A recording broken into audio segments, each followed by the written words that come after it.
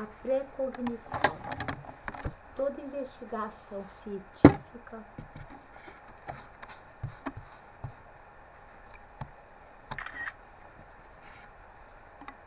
principia com base no raciocínio lógico, e o raciocínio lógico que tem fundamentado os mais recentes estudos sobre precognição, levantados a efeito pelo sistema GRISA, é o descrito a seguir.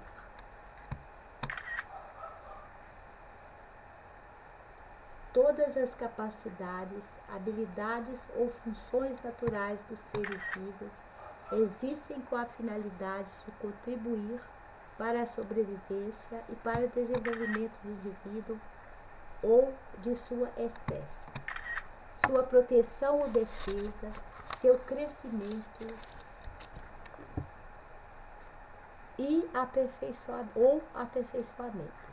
O ser humano não poderá ser exceção como elemento integrado e integrante dessa natureza. Se o ser humano é capaz de desenvolver a capacidade de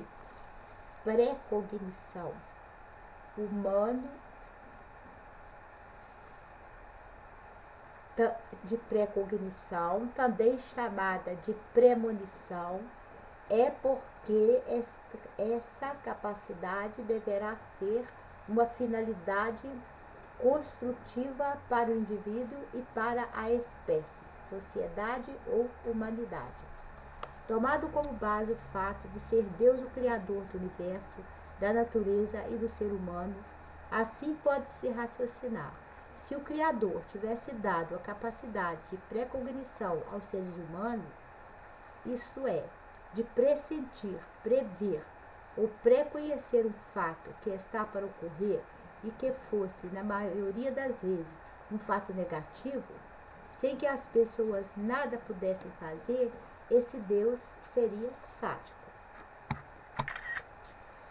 Sim, prever um fato negativo, como um acidente no qual morre um ente querido, o que faria a pessoa sofrer muito antecipadamente, sem poder fazer coisa alguma, seria uma maldade antinatural. Mais ainda, isso, feito por Deus, que tudo sabe e tudo pode, seria sem dúvida um ato sádico e cruel, pois permitiria que alguém conhecesse o fato antecipadamente só para fazê-lo sofrer mais ainda, como se não bastassem as dores na hora que o acidente ocorre. Como não se pode admitir que a natureza tenha cometido uma asneira exatamente com o mais desenvolvido dos seres vivos, o ser humano, e tampouco seria lógico admitir que Deus do amor perfeito, onisciente e onipotente seja sádico ou cruel. Só resta uma saída. Essa capacidade deve ter uma finalidade construtiva ou benéfica e não perturbadora e prejudicial.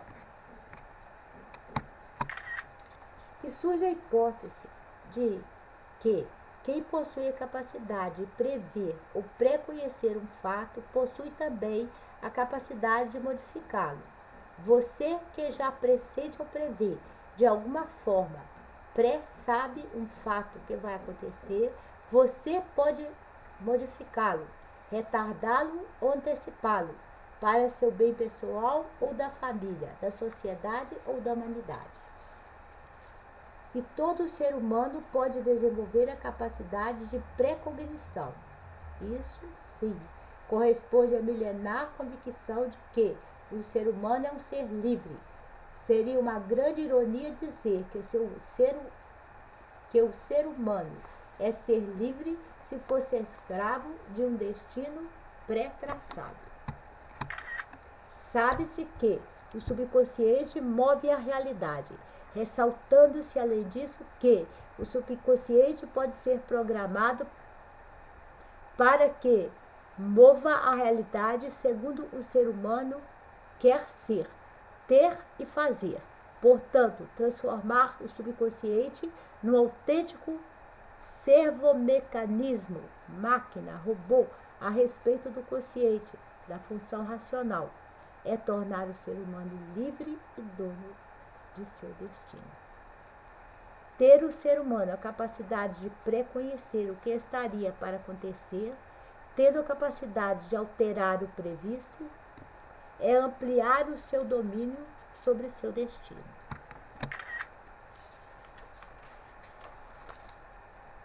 O ser humano pode ser mais livre do que se supunha. Saber o que é precognição, como funciona e como fazer uso construtivo, útil ou positivo dessa capacidade, eis o objetivo deste capítulo.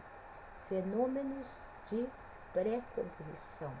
A precognição manifesta-se de diferentes formas quando o ser humano A. Pressente um fato e depois o mesmo acontece. B. Sonha com algo e posteriormente o sonho se realiza. C. Tem uma visão e mais tarde ela acontece. D. Ouve uma voz dizendo que algo vai ocorrer e isso acontece. A seguir é apresentado um exemplo para demonstrar como isso acontece.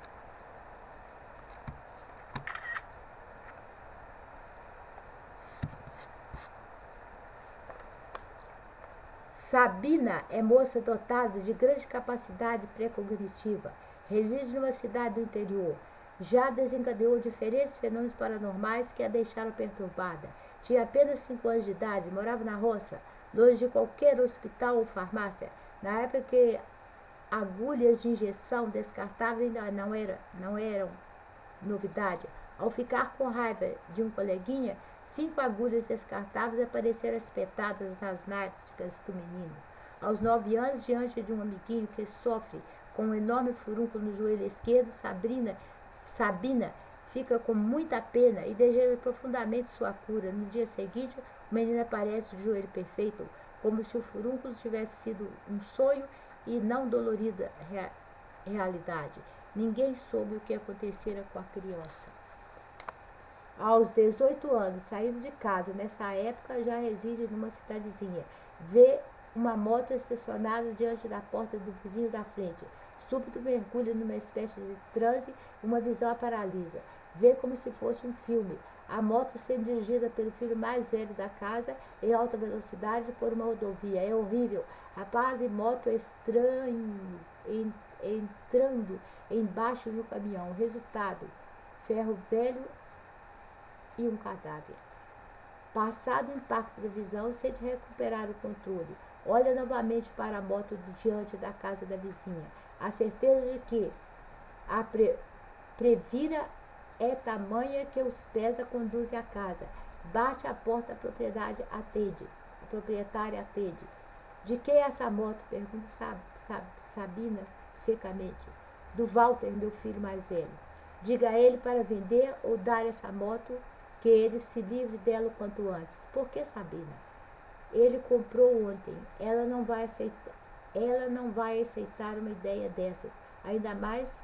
Ele não vai aceitar uma ideia dessa, ainda mais meu filho.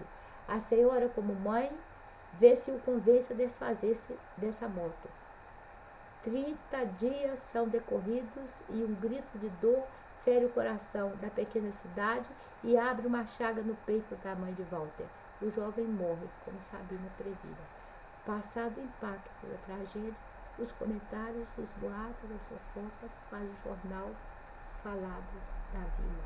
Dizem que a moça Sabina, um mês antes do acidente do pobre Walter, esteve na casa deles dizendo que o rapaz devia vender, dar ou jogar fora a moto. Livrar-se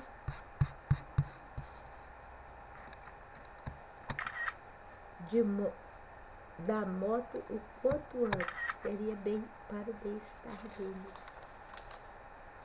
Também ouvi a mesma história. Dizem que a mãe do rapaz respondeu à moça que isso o filho não faria. Tinha recém comprado a moto. Diante disso, a Sabina insistiu, dizendo que se não se desfizesse da moto, iriam arrepender-se.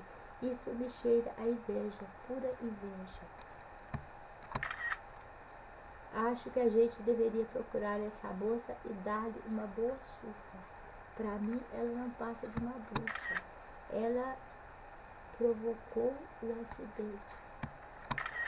Vozes cada vez mais revoltadas e ameaçadoras. Lamentos e suspiros foram transformando-se em ferinas ironias, indignados protestos e surdas e declaradas ameaças. Temos uma bruxa na cidade. Sabina foi obrigada a transferir residência para uma cidade maior em 1980, antes que a ira e a revolta da pequena cidade explodissem em nova e absurda tragédia. A caça às bruxas não é de panágio da Idade Média.